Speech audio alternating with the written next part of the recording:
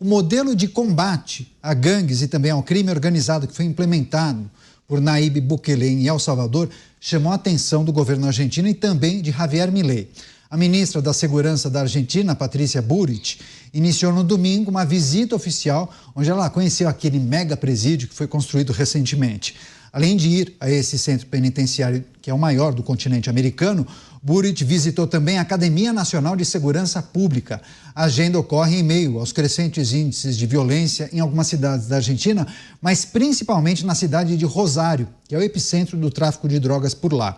Patrícia Bullrich ainda se reuniu com várias autoridades salvadorenhas para tratar de temas voltados ao combate à criminalidade. A ideia do governo Milei é tentar replicar, se inspirar na estrutura criada por Bukele na Argentina. O pequeno país centro-americano era considerado um dos mais violentos do mundo até 2022. E com a aplicação dessas novas políticas, passou de 145 homicídios por 100 mil habitantes para 2 homicídios por 100 mil, de acordo com os dados oficiais de El Salvador. Acho que é um tema importante para a gente tratar com os nossos comentaristas e uma sorte estar com Renato Batista aqui, porque ele esteve lá na vitória de Bukele nas últimas eleições e também na posse. Queria que você trouxesse a sua reflexão sobre essa aproximação da Argentina com El Salvador e se você acha que esse modelo é replicável para países mais populosos.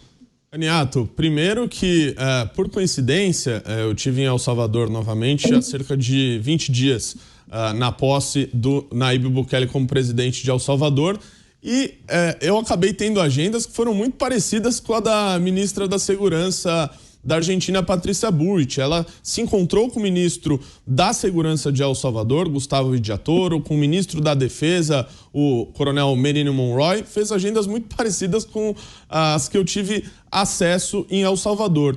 A primeira vez que eu estive lá, eu fiz uma pergunta para o presidente Bukele como ele viu o impacto das políticas dele ao redor do mundo, porque imagino que muitos países devem ter procurado, ou ao menos é o que se espera, para implementar medidas ao menos parecidas com a dele em seus respectivos países, e perguntei se o governo brasileiro tinha entrado em contato. À época, ele me disse que não, já tinha falado com o presidente Lula, mas ele nunca tinha mencionado o tema da segurança. Aliás, lá na posse do Bukele, eu encontrei um ministro do governo que ele disse que foi lá para tratar de segurança, mas não segurança pública, segurança alimentar, né? Foi tratar desse assunto lá em El Salvador. É claro que El Salvador é um país muito pequeno, 6 milhões de habitantes, do tamanho do Sergipe. Agora, há medidas que nós precisamos olhar com atenção e sim, que é possível de replicar aqui no Brasil. É claro que a gente tem dimensões continentais, é um país muito mais complexo,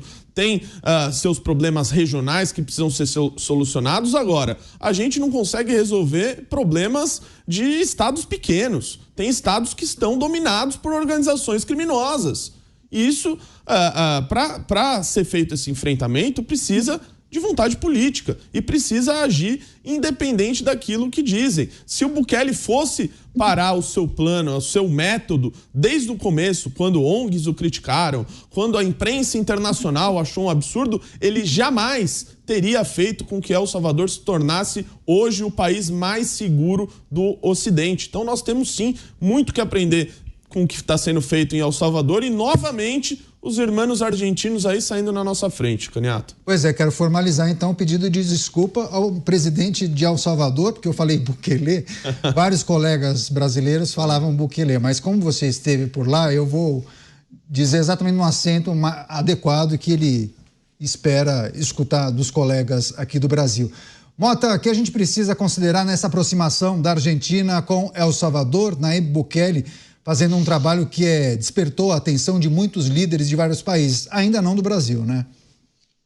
Eu conversei com parlamentares que foram a El Salvador, porque eu fiquei muito curioso com essa história. Eu queria saber se era verdade mesmo. E é verdade mesmo. Os números aos quais eu tive acesso, Caniato, dizem que Bukele reduziu o número de homicídios em El Salvador em 86% em 2 anos. Para a gente ter uma ideia, se isso acontecesse aqui no Brasil, o Brasil reduziria o número de homicídios dos atuais 40 mil homicídios por ano para apenas 6 mil. Ou seja, nós salvaríamos as vidas de 34 mil brasileiros. Imaginem o impacto na nossa vida. Imagine, caro espectador, caro ouvinte, se você perdesse totalmente esse medo do crime que todos nós temos o tempo inteiro. Imagine o que é ter a segurança para viver a sua vida, para trabalhar, para criar os seus filhos em paz, sem ficar o tempo inteiro com medo de ser vítima de um crime violento. E a pergunta que a gente tem que fazer é: por que isso não acontece? Pois é, Beraldo, Patrícia Burrit, nessa agenda com as autoridades salvadorenhas, disse que Bukele conduziu uma política impressionante. E ela disse: isso se consegue com mudanças legislativas e vontade política para levar as forças de segurança e militares onde elas precisam estar. Por favor. Exatamente. E o Milei sabe que segurança pública é um dos fatores essenciais hoje para a atração de investimentos de longo prazo. O mundo tem vários lugares que são bastante seguros hoje, que servem de opção para as pessoas que querem investir, que querem morar, enfim. E a Argentina não tem razão para não perseguir esse objetivo dentro do seu espectro de futuro. Milei está ali trabalhando para reduzir o tamanho do Estado argentino, tornar a Argentina um ambiente mais propício a investimentos de longo prazo, colocar o governo no papel de melhorar o país para que o país se torne cada vez mais atraente. E para que ele seja assim, segurança pública é uma das prioridades, talvez a maior prioridade. Agora, transportando isso para a nossa realidade no Brasil, é óbvio que pelas dimensões continentais do Brasil, o desafio é maior. Mas como é maior a nossa população, como é maior a nossa arrecadação, então, se você colocar de forma proporcional, o formato da execução, claro, ele tem que ser mudado, ele tem que ser adaptado. Eu, inclusive, Caniato, sou favorável a ir estabelecendo, implementando mudanças em regiões, região a região, que a gente subdivida o país, que a gente subdivida até a nossa cidade, porque você não vai pegar, por exemplo, esse ano tem eleições municipais, você não pega uma cidade como São Paulo e resolve o problema dela inteira. Agora, se você resolver para valer os problemas de um bairro e tornar este bairro um bairro com ruas que não são esburacadas, com escoamento de água adequado, com semáforos que funcionam, com pessoas que se sentem seguras ao andar nas ruas, com calçadas que são reparadas e não são esburacadas, pessoas que podem andar com as suas cadeiras de rodas, com as suas bengalas, sem preocupação de caírem no buraco que está ali a cada passo, claro que você terá uma região melhor. E aí, resolveu o problema de uma região, vá para outra. Então, você tem que adaptar o modelo. Agora, a solução só virá, de fato, com coragem, com a mudança da mentalidade, porque a gente precisa de um governo que queira vencer o crime organizado, a gente precisa de um judiciário que queira vencer o crime organizado e precisamos de muito investimento na segurança pública, construção de presídios e por aí vai. Pois é, algumas pessoas aqui, Renato Batista, curiosos com essa viagem, essas experiências que você teve em El Salvador, provavelmente conversou com várias autoridades. Esse vídeo da sua pergunta para o presidente Bukele viralizou nas redes sociais. Agora a gente queria entender um pouco qual é a dinâmica dessa política implementada por ele e quais são as informações que você poderia trazer em relação a essa mega prisão. É considerada a maior do mundo, mais de 40 mil detentos, é isso? Exatamente. Olha, Caniato, eu atribuo o sucesso dessa política do presidente Bukele ao que eles chamam de plano de controle territorial. É um plano que não foi feito da noite para o dia, que teve planejamento, que teve investimento, que teve orçamento para isso, que teve inteligência para fazer, que teve vontade política para fazer. Eu tive com o ministro da Segurança de El Salvador e ele me disse que desde que o Nayib Bukele assumiu o governo, o efetivo da polícia e do exército aumentou em quase 50%, que os salários dos policiais e dos soldados do exército aumentou ao longo do governo do Nayib Bukele. As políticas de endurecimento penal foram feitas. Eu perguntei para ele, Caniato, se existia algo em El Salvador parecido com a saidinha que nós temos aqui no Brasil, se lá tinha progressão de pena, se os presos tinham auxílio reclusão, se esse tipo de coisa existia por lá, ele deu risada da minha cara, né? E é assim que a gente tem que se sentir quando olhamos para como é tratada a segurança pública e as políticas penais no Brasil. Aqui a gente tem benefício para tudo que é canto, e lá não. Eles fizeram uma separação muito clara. Quem é ligado à organização criminosa, quem é ligado à facção, quem é ligado a grupos que exterminam, roubam, extorquem, controlam territórios que deveriam ser do Estado, esses merecem o mais duro rigor da lei. Esses não merecem saidinha, esses não merecem qualquer tipo de benefício. E isso foi feito e é muito bem retratado nessa prisão, que é o CECOT, é o Centro de Confinamento ao Terrorismo. Por que terrorismo? Porque as organizações criminosas foram consideradas organizações terroristas. Eles tratam essa gente, essa turma que vocês estão vendo na tela, como verdadeiros invasores, como se fosse uma força estrangeira invadindo o território nacional e tomando conta. Não é coincidência, pessoal, não é coincidência que o Nayib Bukele teve 85% dos votos, pois 85% do território de El Salvador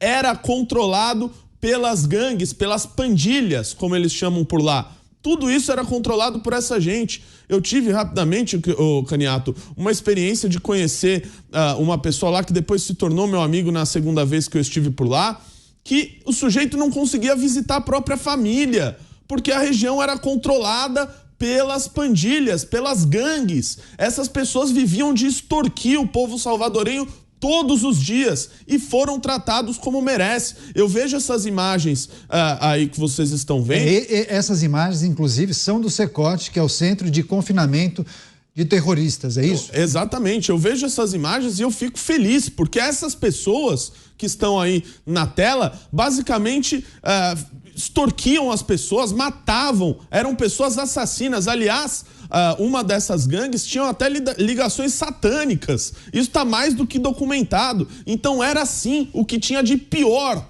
na espécie humana era o que tinha em El Salvador e que tomava conta. E precisou entrar lá um sujeito jovem, com coragem e com vontade de fazer as coisas certas. Pois é, as imagens, você que nos acompanha pelas emissoras de rádio, a gente, claro, está tratando dessa questão que envolve a política implementada em El Salvador. Estamos exibindo imagens do Centro de Confinamento do Terrorismo, essa prisão de segurança máxima que fica em Tecoluca, São Vicente, em El Salvador. Inclusive um case internacional, porque consegue abrigar mais de 40 mil detentos. E aí uma imagem geral, que é um mega complexo. É muito maior do que um quarteirão de uma grande cidade. A gente está falando de uma construção com muitas unidades, muros muito altos, uma prisão de segurança máxima. Imagine, praticamente uma cidade, né? 40 mil pessoas lá dentro. Mota, suas reflexões, por favor. Eu achei muito boa a descrição que o Renato deu do que ele viu lá, e mostra que existe, né, uma vontade da nação de combater essa guerra contra o crime e vencer todas as instituições juntas. Não é um cenário bastante diferente do que a gente vê aqui, no qual algumas instituições chamaram para si a missão de defender os direitos e os benefícios dos criminosos. E o grande truque, Caniato, que impede que o Brasil faça uma reforma como essa de El Salvador, ou qualquer outro tipo de reforma, é você usar a linguagem técnica para discutir um problema que tem características morais. Nós estamos falando de punir aquelas pessoas que cometem atos profundamente violadores dos direitos fundamentais. Punição, é isso que a gente está vendo nessas imagens. Você cometeu um crime, você se associou a uma facção, você faz parte de uma gangue, então agora você vai sofrer a punição que a sociedade acha adequado. E essa punição começa com isolamento, o seu isolamento da sociedade. Não Esses são os termos nos quais isso tem que ser discutido. Não é usando juridiquês, não é recorrendo a debates técnicos, não é defendendo todo tipo de direito e benefício absurdo para criminosos presos, usando o argumento de que retirar esses benefícios é inconstitucional. Esse é o recurso mais frequente usado pelos defensores desta atual situação do Brasil, que é indefensável e insustentável. Estamos tratando de uma pauta importante que trata de uma visita da equipe de Javier Milei a El Salvador para conhecer o programa de enfrentamento à criminalidade e também o sistema penitenciário por lá. Tem inclusive a maior penitenciária do mundo, a Cecote, que consegue abrigar mais de 40 mil condenados, e o Renato Batista estava trazendo as informações que ele pôde apurar em loco, porque ele esteve por lá há cerca de 20 dias, foi uma segunda visita e também foi até lá participar de uma entrevista coletiva com o presidente Bukele. Inclusive, ele chegou a fazer uma pergunta para ele no dia da vitória, na eleição. Programa Os Pingos nos Is, todos os assuntos mais importantes do dia para você, todo mundo reunido na nossa rede. Você, Renato Batista, quer fazer um complemento, inclusive, em relação a esse tema, né? Isso, Caniato. O Mota trouxe um ponto importante, que quando a gente fala de direito penal, a gente está falando necessariamente de se fazer justiça e não de tratar de ressocialização ou qualquer benefício para aquele que tenha cometido o crime. E eu vejo que uma das principais críticas, Caniato, que se fazem a El Salvador, eu vou separar em duas. A primeira é que dizem que, olha, El Salvador está com a maior taxa de encarceramento do mundo. Ora, se era um país que tinha os piores índices de homicídios do mundo, foi o país mais perigoso do mundo, mais de 100 e tantos homicídios a cada 100 mil habitantes, é óbvio que a taxa de encarceramento vai ser alta para resolver o problema. Não dá para achar que uma pessoa que cometiu um homicídio ou que era de uma organização que comete homicídios deveria estar solta. E o segundo ponto é que dizem, olha, o presidente Bukele violou princípios democráticos. Isso eu ouvi de todas as pessoas com quem eu conversei por lá. El Salvador não tinha democracia. Não tinha democracia, era uma cleptocracia, ou seja, era um governo de corruptos ligados às gangues, onde o governo e o Estado não tinham controle do seu próprio território. Olha só que curioso, desde que o Nayib Bukele assumiu o governo, e eu pude falar com a ministra do Turismo, o turismo em El Salvador cresceu mais de 90%. Isso não é coincidência, pessoal. Sem segurança, a gente não pode ter acesso ao que a democracia tem de melhor, ao direito de ir e vir, à liberdade de expressão, a você poder se reunir com a sua família, sair na rua com o celular na mão. É esse o governo que querem chamar de antidemocrático? Imaginem até eles verem o que acontece aqui na situação de segurança pública no Brasil. E as pessoas querem segurança, né, Cristiano Beraldo? Querem segurança, elas estão clamando por segurança, e a dinâmica que acontece hoje em relação à segurança pública, a normalização da mão leve com o bandido, isso coloca a população numa situação, primeiro, de humilhação. E a humilhação, nesses casos, ela é seguida de uma revolta.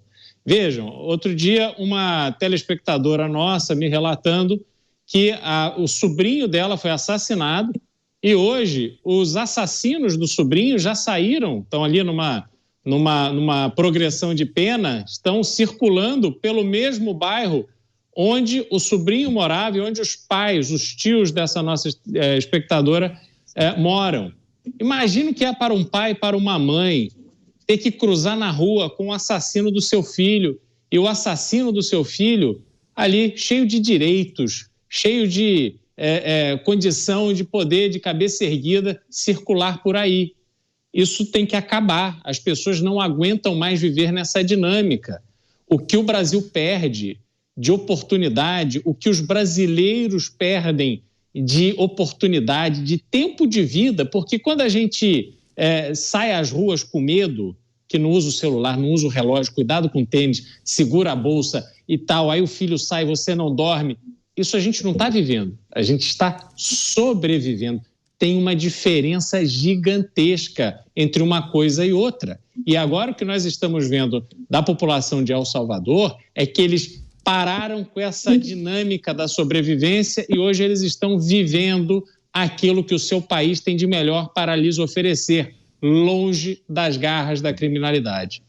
Pois é, Mota, se a gente trouxer esse exemplo aqui para o Brasil, é fato que a atual administração não apostaria numa política austera ou parecida com isso que tem em El Salvador. Certamente não veremos isso na atual administração. Bem, outras lideranças, outros políticos já defenderam, mas sempre esbarram na questão que envolve o poder legislativo e também as leis que estão postas. Não daria simplesmente para investir rios de dinheiro na construção de presídios modernos que abrigassem uma quantidade maior de detentos se não houvesse, em paralelo, uma mudança e um endurecimento da nossa legislação. Você não concorda? Claro, o Brasil tem que começar pelo básico, Caniato. O básico é que, no Brasil, 92% dos homicídios nunca são esclarecidos. 92%. Quando se trata de assalto, Caniato, 98% dos assaltos nunca são esclarecidos. Isso quer dizer que a chance de sucesso de um assaltante no Brasil é quase 100%. A gente tem que começar daí. A gente tem que começar no Brasil a fazer as coisas óbvias. Prender um criminoso, é preciso mantê-lo preso até o ponto em que ele não seja mais uma ameaça à sociedade. Aqui no Brasil se pratica, no caso do combate ao crime, a prisão esportiva. É como a pesca esportiva. Você prende e solta, prende e solta. No Brasil existe um ecossistema, eu falei sobre isso ontem, de ONGs, de institutos, de centros de pesquisa, de núcleos disso e daquilo, que trabalham noite e dia para defender direitos e benefícios para criminosos. E a gente tem que se perguntar quem se beneficia com isso. Quem se beneficia com 40 mil assassinatos todos os anos? Quem se beneficia com milhões de assaltos? Quem se beneficia com a população do mais pobre ao mais rico que está sempre com medo? Essa é a pergunta que nós temos que fazer. Quem se beneficia com o caos da segurança pública no Brasil?